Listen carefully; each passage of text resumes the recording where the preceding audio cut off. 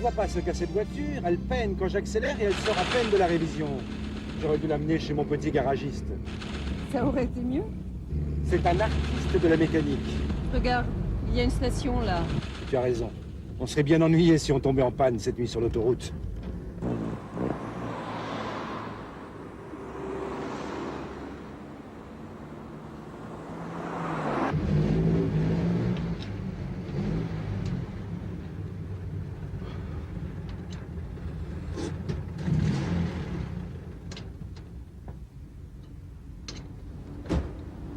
Bonjour monsieur. Bonjour monsieur. Qu'y a-t-il? Ma voiture sort de révision et quand j'accélère, elle a tendance à caler. Je regarderais bien volontiers si je pouvais faire quelque chose, mais je suis débordé. Nous allons à notre réunion de collectionneurs d'anciennes voitures. Nous avons 500 km à faire et nous craignons vraiment de tomber en panne.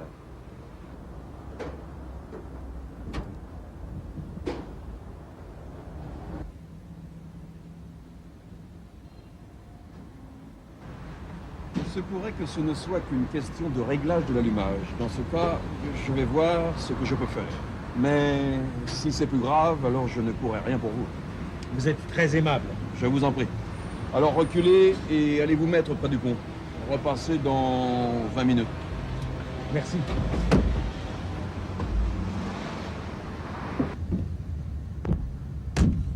En attendant, je vais prendre un café. Moi aussi. Tu commandes un double café pour moi. Et un comprimé, j'ai mal à la tête. Je te répète à chaque fois de porter tes lunettes en conduisant. Tu as raison. Tu as toujours raison.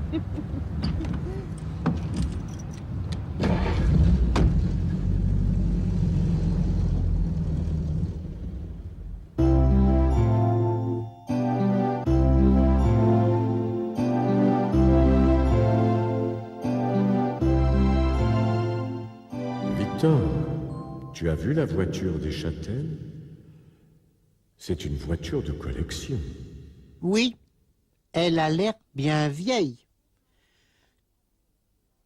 Ce n'est pas étonnant qu'elle s'étouffe quand il accélère. Elle sort à peine de la révision et elle ne marche déjà plus.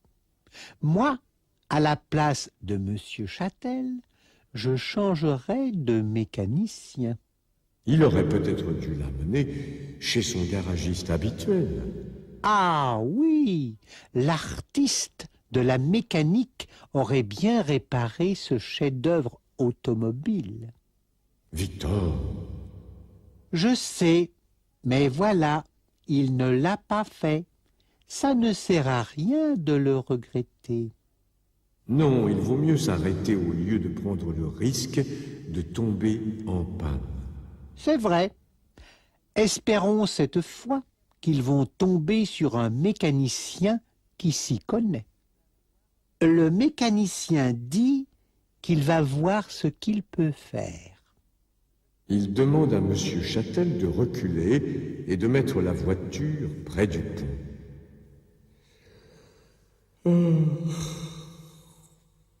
Mais entre nous, Victor, je ne m'intéresse pas beaucoup à la mécanique. Ça se voit. Dites-moi, qu'est-ce qu'ils vont faire pendant ce temps? Ils vont prendre un café. Monsieur Châtel veut un comprimé contre les maux de tête. Sa femme pense que s'il mettait ses lunettes, il n'aurait pas mal à la tête. Et elle a raison. Toujours raison. Et lui, qui veut avoir toujours raison aussi. Quelle histoire! Tu exagères, Victor, comme toujours.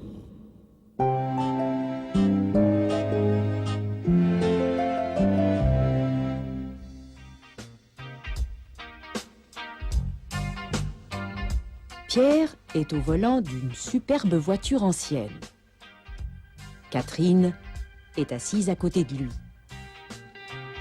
Pierre se rend compte que la voiture ne fonctionne pas bien et il décide de s'arrêter à la prochaine station-service.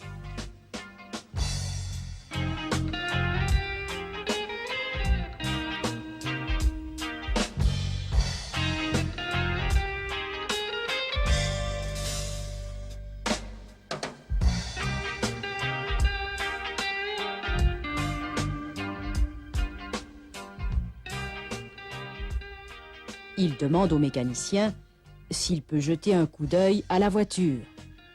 Mais ce dernier est très occupé. Pierre lui explique qu'ils vont à une réunion de collectionneurs de voitures anciennes et qu'ils ont encore 500 km à faire.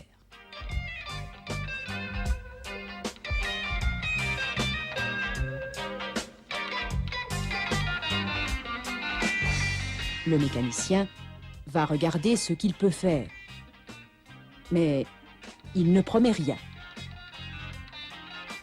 Il demande à Pierre et à Catherine de revenir un peu plus tard.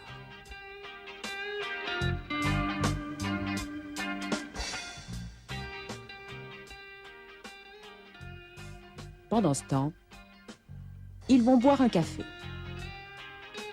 Pierre veut aussi un comprimé car il a mal à la tête. Catherine pense que c'est parce qu'il conduit sans lunettes.